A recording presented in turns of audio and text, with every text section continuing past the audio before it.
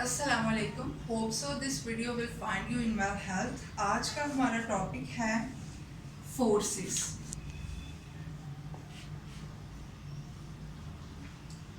Forces, ठीक है जी।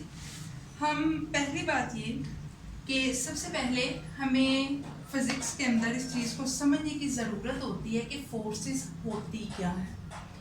Some sort of energy जो आप किसी चीज़ को खींचने या किसी चीज़ को दबाने में लगाते हैं, यानी आप इसे कह सकते हैं कि external source of energy is basically called force.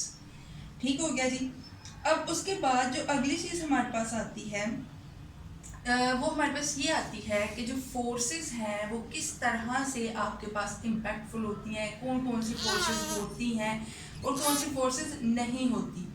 ठीक हो गया जी। अब हमारे पास जो न्यूटन यूनिवर्सल ग्रेविटेशनल लॉ है और उसके बाद हमारे पास कूलम्स लॉ है, जो कि हम अपनी पिछली वीडियो में कर चुके हैं। कूलम्स लॉ, आप जिसको कूलम्स लॉ की अंडरस्टैंडिंग चाहिए हो वो हमारे चैनल पर जाए और प्रीवियस वीडियोस को देखे। उसके अंदर हमारे पास कूलम्स लॉ नेम से वीडियो जो है वो पड़ी होगी हमारे चैनल के ऊपर, वो आपने देखनी है और उधर से आपने कूलम्स लॉ को देखना है कि वो किस तरह से हमें अनएबल करता है, हमें इस काबिल बनाता है कि हम फोर्सेस को जो है वो मेजर कर सकें, उसकी मैग्नीट्यूड के हवाले से भी, ठीक है, उसके नेचर के हवाले से भी कि आया वो फोर्स आपकी अट्रैक्टिव है, आया वो फोर्स आपकी रिपल्सिव है, और अगर है तो वो किस इंटेंसिटी की है, किस मैग्नीट्यूड की है। खास तौर पर कूलम्स लॉ इस केस के लिए आपके पास यूज़ होता है। और जो कूलम्स लॉ आपके पास यूज़ होता है वो बेसिकली आपको दे रहा होता है मैग्नीट्यूड और नेचर किस चीज़ का दे रहा होता है, इलेक्ट्रिक फोर्सेस का। इसी तरह जो आपके पास न्यूटन आता है, जब तो न्यूटन ग्रेविटेशनल लॉ जो है वो आपको ग्रेविटेशनल फोर्सेस या फिर जो आपके पास फोर्स ऑफ ग्रेविटी होती है उसका कॉन्सेप्ट आपको दे रहा होता है। ठीक है जी, फोर्स ऑफ ग्रेविटी ये आपको कौन दे रहा होता है, ये आपको दे रहा होता है न्यूटन्स लॉ। ये दो कॉन्सेप्ट आपको दे रहा होता है। लेकिन हमने जैसे कि अभी मैंने आपको कहा कि हम जो है वो इन लॉज के अकॉर्डिंग ये चीज़ देखते आ रहे हैं कि फोर्सेस का नेचर क्या होगा, फोर्सेस की मैग्नीट्यूड क्या होगी, वो फोर्सेस किस टाइप की होंगी। लेकिन आज तक अभी तक जो है वो एक सवाल ऐसा है जिसका जवाब जो है वो अभी तक नहीं दिया जा सका साइंटिस्ट की तरफ से। वो ये है कि अगर ये फोर्सेस हैं, जैसे इलेक्ट्रिक फोर्स हो गई, ग्रेविटेशनल फोर्स हो गई, ये फोर्सेस आया कि ये ट्रांसमिटेड कैसे होती हैं। मतलब कि आप ये कह रहे हैं कि किस तरह से ये फोर्सेस जो हैं वो एक जगह से दूसरी जगह पर ट्रांसफ़र होती है। जो ट्रांसफरिंग का काम होता है, जो ट्रांसमिशन का काम होता है, ये कैसे हो रहा होता है। अगर मैं आपको केमिस्ट्री की टर्म में लेके जाऊं तो मैं कह रही होती हूँ कि आया ये जो फोर्सेस हैं इनके दरमियान में मीडिएटर कौन है, मैसेंजर कौन है, ये फोर्सेस एक जगह से दूसरी जगह कौन लेके जा रहा है। हम ये तो मानते हैं कि ये फोर्सेस एग्जिस्ट करती हैं, हम ये मानते हैं इलेक्ट्रिक फोर्स एग्जिस्ट करती है। अगर इलेक्ट्रिक फोर्स एग्जिस्ट ना करती हो तो हमारी पूरी की पूरी फिजिक्स कहाँ पर जाएगी। अगर ग्रेविटेशनल फोर्स नहीं है तो हम ये इस चीज़ को एक्सेप्ट कर चुके हैं कि भाई आया ये चीज़ें एग्जिस्ट करती हैं, लेकिन करती कैसे हैं, ये ट्रांसमिशन का प्रोसेस कैसे होता है, ये बेसिकली वो सवाल है जिसका जवाब नहीं दिया जा सका। और ये फोर्सेस जो हमारे पास होती हैं वो बेसिकली कौन कौन सी फोर्सेस होती हैं जो इस तरह का प्रोसीजर देती हैं जिसके अंदर आप जो है ये नहीं डिफाइन कर सके कि वहाँ पर आपके पास ट्रांसमिशन कैसे हो रही है, मीडिएटर वहाँ पर कौन कौन सी आपके पास आते हैं। ठीक हो गया। अब ये जो मैकेनिज्म था इलेक्ट्रिक फोर्स का, या फिर आप पीछे अगर चले जाएं तो हमारे पास इस वजह से, चूंकि हम इन फोर्सेस को जो है वो एज इट इज़ एक्सेप्ट कर चुके हैं कि भाई ये एग्जिस्ट करती हैं, और हम इसके मीडिएटर की तरफ एज जो है वो रिजॉल्व उस साइड पर हम नहीं जाते और इस इशू को जो है वो हम रिजॉल्व करने की साइड पर नहीं गए। तो ये हमारे पास एक सवाल है जो फिजिक्स के अंदर आज भी स्टैंड करता है कि जी व्हाट आर बेसिक फोर्सेस।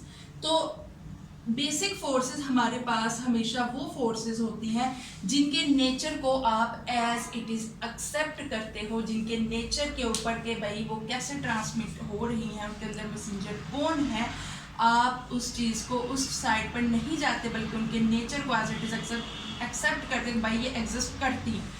ये जो बेसिक फोर्सेस होती हैं आपके पास बेसिकली होती हैं चार किस्म की। जो सबसे पहले आपके पास होती है दैट इज इलेक्ट्रिक फोर्स, ठीक है जी, इलेक्ट्रिक फोर्स। उसके बाद आपके पास आती है मैग्नेटिक फोर्स।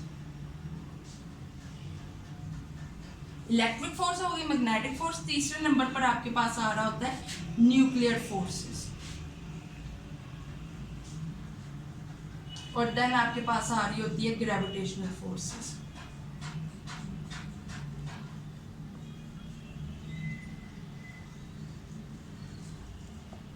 ठीक हो गया जी।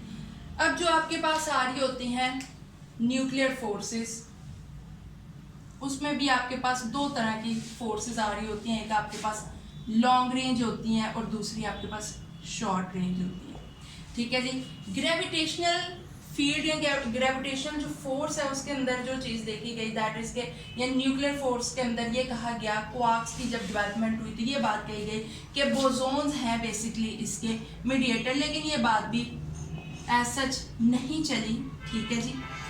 आपके पास ये बेसिक फोर्सेस हैं चार, ये बात याद रखें कि ये चार फोर्सेस और ये ऐसी फोर्सेस कहलाती हैं जो कि आपके पास उनके नेचर को एज इट इज एक्सेप्ट किया जाता है, ठीक है जी। उसके ऊपर आप कोई डेवलपमेंट नहीं कर सके और उनके मैसेंजर्स आपको नहीं पता, ऐसे फोर्सेस को आप जो है वो बेसिक फोर्सेस कहते हैं। लॉन्ग रेंज, ये शॉर्ट रेंज होने का मतलब न्यूक्लियर फोर्सेस का ये होता है कि आपके पास न्यूक्लियर फोर्स लॉन्ग रेंज है, इसका मतलब कि ये लंबे जो है रेंज तक या लंबी साइड तक जो है ये आपके पास ज़्यादा देर तक अफेक्टफुल रहेगी, जबकि शॉर्ट रेंज का मतलब होता है कि ये आपके पास थोड़ी देर के लिए अफेक्टफुल रहेगी, जिसमें हम अल्फा, बीटा और गैमा डिकेज देख रहे होते हैं। और हम ये चीज़ देखते हैं जिसमें आप एक और प्रोसेस भी देख के आप तो एक्साइटेशन और डी एक्साइटेशन करके आपके पास फॉर एग्जांपल लेट्स सपोज के ये अगर मैं कह रही हूँ कि ये मेरे पास एलिमेंट है, ठीक है, और ये मैंने बना दी उसके शेल्स, और मैं कह रही हूँ कि अभी यहाँ पर के शेल न्यूक्लियस के जो है यहाँ पर के शेल में है और ये आपके पास एल है और एम है, तो जब उसको एनर्जी मिली तो वो चला गया एल शेल के पास और फिर वो थोड़ी देर वहाँ पर रुका, अपनी एनर्जी उसने रिलीज की in some form of X rays और गैमा रेज और वापस अपने घर वापस आ गया। तो ये उसके लॉन्ग और शॉर्ट रेंज बेसिकली डिपेंड करता है एनर्जी के ऊपर। इसी तरह आपकी जो ग्रेविटेशनल फोर्स है कि आपके पास ग्रेविटेशनल अर्थ का पुल कितना है, उसका ग्रेविटेशनल एक्सेलरेशन क्या, बेसिकली वो इस चीज़ के ऊपर डिपेंड कर रहा था, दैट इज बेसिकली 10m-2। और मैग्नेटिक फोर्स आप याद रखें कि मैग्नेटिक फोर्स कोई फोर्स नहीं है, मैं अगेन इस बात को रिपीट कर रही हूँ कि मैग्नेटिक फोर्स कोई फोर्स नहीं है। मैग्नेटिक फोर्स ऐसी फोर्स नहीं है जो कोई काम करे, ये बहुत वैलिड पॉइंट है इसका कि magnetic force is just a deflecting force, ठीक हो गया जी। मैग्नेटिक फोर्स एक डिफ्लेक्टिंग फोर्स है, वो सिर्फ आपकी स्ट्रेट पाथ को बेंड करती है और बेंड करके उसे सर्कुलर पाथ में मूव करवाती है, एक चीज़। दूसरी चीज़ आप ये कह सकते हो कि जो मैग्नेटिक फील्ड है या मैग्नेटिक फोर्स है वो हमेशा आपको सर्कल में ही मूव करवाएगी, वो हमेशा आपके पास सर्कुलर ही होगी। और इसी तरह आपके पास जो इलेक्ट्रिक फोर्स होगी वो हमेशा ट्रांसलेशनल होगी, यानी कि वो हमेशा जो है वो सीधी ही एक्ट करेगी, इसके अलावा वो एक्ट नहीं करेगी। तो जो हमारे पास इलेक्ट्रिक फोर्स होती है वो वर्किंग फोर्स होती है, वो वर्क करती है, वो डिस्प्लेसमेंट तय करती है, ठीक है। वो जो हम पढ़ते हैं ना W = F.D कि आपने फोर्स लगाया और उसने कुछ डिस्प्लेसमेंट तय किया और इस तरह से उसने वर्क डन किया, that is done by electric force. Magnetic force का वहाँ पर भी कोई रोल नहीं है। मैग्नेटिक फोर्स वहाँ पर आती ज़रूर है लॉरेंस फोर्स के केस के अंदर कि आप दो फोर्सेस को इकट्ठे कर रहे हो, that shows electric force and magnetic force, लेकिन वहाँ पर ये बात याद रखें कि आपके पास जो इलेक्ट्रिक फोर्स है वो वर्किंग फोर्स है, काम का सारा ताल्लुक इस वाली फोर्स के साथ है और रोटेशन का सर्कल में लेके जाने का सारा ताल्लुक इस वाली फोर्स के साथ है, मैग्नेटिक फोर्स के साथ। इसी तरह फिर हमारे पास न्यूक्लियर फोर्सेस आती है और न्यूक्लियर फोर्सेस में आपको इस चीज़ को याद रखना होगा कि न्यूक्लियर फोर्सेस ऐसी फोर्सेस होती हैं जो समहाउ कोई रिएक्शन इन्वॉल्व कर रही है, और रिएक्शन किस तरह के अल्फा, बीटा और गैमा डिकेज जो हमारे पास होती हैं। बेसिकली डिकेज हम करते कब हैं, जब हमारे पास कोई ऐसा एलिमेंट आए जिसका एटॉमिक नंबर ग्रेटर देन 82 हो जाए, या फिर आप कह लें कि ऐसे एलिमेंट जो रेडियो एक्टिव होते हैं, जो ज़्यादा देर अपनी स्टेबल स्टेट में नहीं रह सकते because they are radioactive, they have to decay, उन्हें डिके करना होता है, उन्हें डिके करना पड़ता है, डिसइंटीग्रेशन की प्रोसेस में उनको जाना पड़ता है, तो वो आपके पास जो है वो न्यूक्लियर फोर्स का, ये न्यूक्लियर वहाँ पर आपके पास न्यूक्लियर फील्ड या न्यूक्लियर फोर्स, न्यूक्लियर रिएक्शंस आपके पास वहाँ पर आते हैं, और वो आपके पास 3 ही फॉर्म्स में हो सकते हैं, या वो अल्फा में हो जाए, या फिर वो बीटा में हो जाए, या फिर वो गैमा में हो जाए। इसी तरह आपके पास आती है ग्रेविटेशनल फोर्स। ग्रेविटेशनल फोर्स हमारे पास जैसे देखें, लेट्स सपोज अगर आप कोई बॉल फेंकते हैं सर्टेन हाइट से, लेट्स सपोज मैं आपको अगर एक एग्जांपल के साथ समझाऊं, तो ग्रेविटेशनल फोर्स के अंदर आपकी एनर्जीज इन्वॉल्व होती हैं।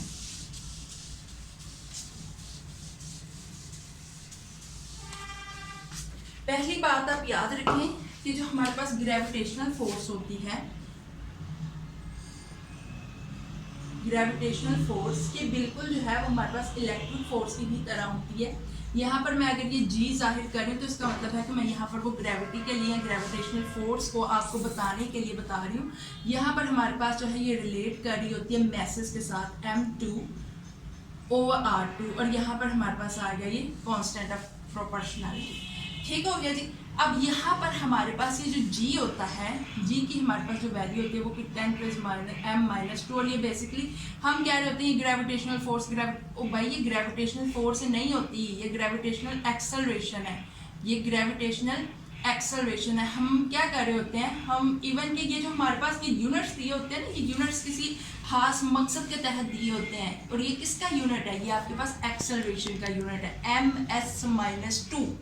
आप यहाँ से ये बात क्लियर करें कि ये आपके पास ग्रेविटेशनल एक्सेलरेशन है, कि आपकी बॉडी अगर किसी सर्टेन एक्सेलरेशन के ऊपर फ्लो कर रही है, या वो इस एक्सेलरेशन तक वापस ज़मीन में आ सकती है। ठीक हो गया जी। अब अगर आप 1 स्टेप मोड़ जाएं तो हम कहते हैं कि ग्रेविटेशनल जो फोर्स होती है वो डिपेंड कर रही होती है इन 2 मैसेज के ऊपर। यानी लेट्स सपोज मैंने अगर नीचे से कोई ज़मीन ऊपर की तरफ, नीचे से ज़मीन से कोई चीज़ ऊपर की तरफ फेंकी है, मैं कह रही हूँ कि ये जो है यहाँ पर ये मेरे पास जो है नीचे अर्थ है। ठीक हो गया जी।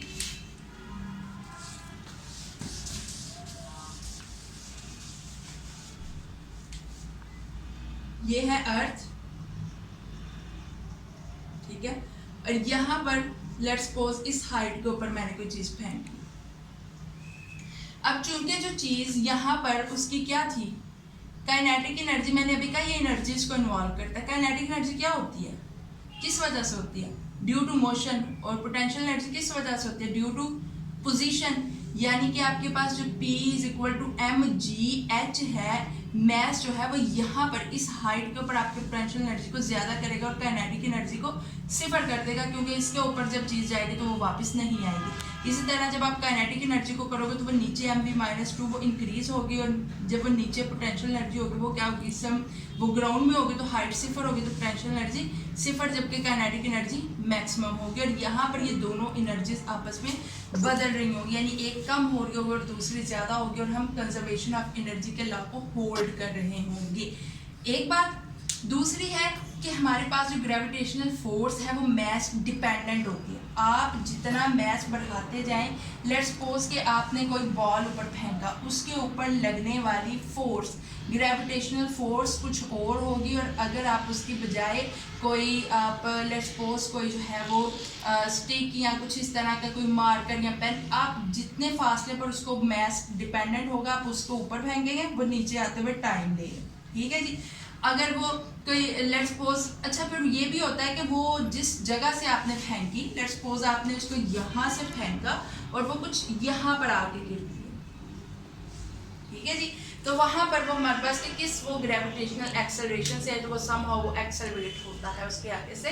तो ये था जी आज का हमारा टॉपिक, जिसके अंदर हमने देखा कि हमारे पास फोर्सेस जो है वो बेसिक फोर्सेस क्यों होती हैं, बेसिक फोर्सेस क्यों कहलाई जाती हैं, और बेसिक फोर्सेस कौन कौन सी होती है, जिसके अंदर मैंने ब्रीफली थोड़ा थोड़ा चारों फोर्सेस को एक्सप्लेन कर दिया कि आपके पास इलेक्ट्रिक फोर्स कौन सी होती है, आपके पास मैग्नेटिक फोर्स कौन सी होती है, आपके पास ग्रेविटेशनल फोर्स कौन सी होती है, और आपके पास न्यूक्लियर फोर्सेस कौन सी होती हैं। तो अगर किसी का कोई सवाल हो इस फोर्सेस के रिलेटेड तो can ask in comment box, इंशाल्लाह रिप्लाई मैं दूंगी।